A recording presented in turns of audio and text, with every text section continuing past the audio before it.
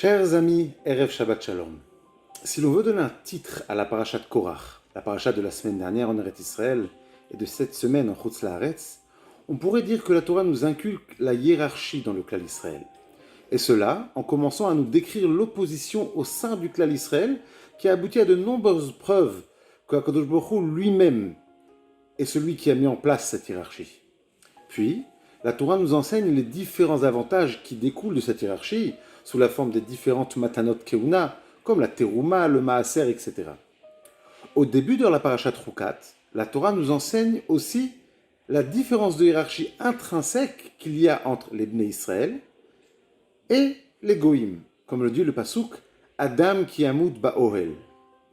Pasuk nous enseignant le grand degré d'impureté d'un corps d'une personne décédée.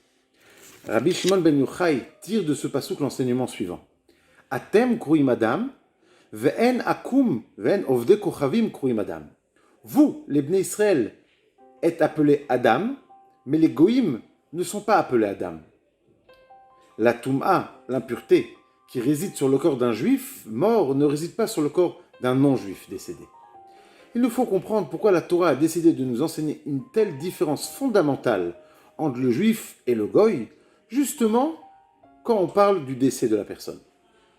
La réponse est que ce verset de Adam qui amud ba'oel, nous disent les Chachamim, fait allusion à une autre forme de décès, qui yamit atzmo be'ohala shel Torah, celui qui se tue en étudiant la Torah. Évidemment, il ne s'agit pas d'un décès physique, mais de s'annuler, mettre de côté ses désirs personnels afin de se mettre au service de la Torah.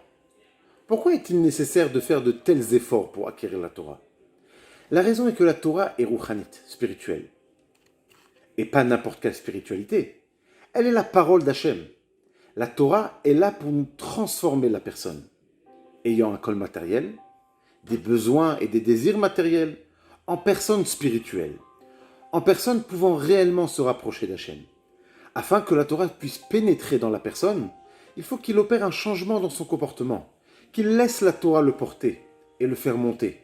Et cela en annulant ses pulsions animales. Adam qui amut ba'oel. C'est justement cet aspect du juif qui en fait un Adam. Quand il se prépare et qu'il laisse la Torah pénétrer en lui, c'est cette forme de mort qui fait la différence entre le juif et le goy. Ashrei ha'am shekachalo. Quelle joie chaque juif doit ressentir de faire partie du clan Israël, de faire partie du peuple d'Hachem. Shabbat Shalom.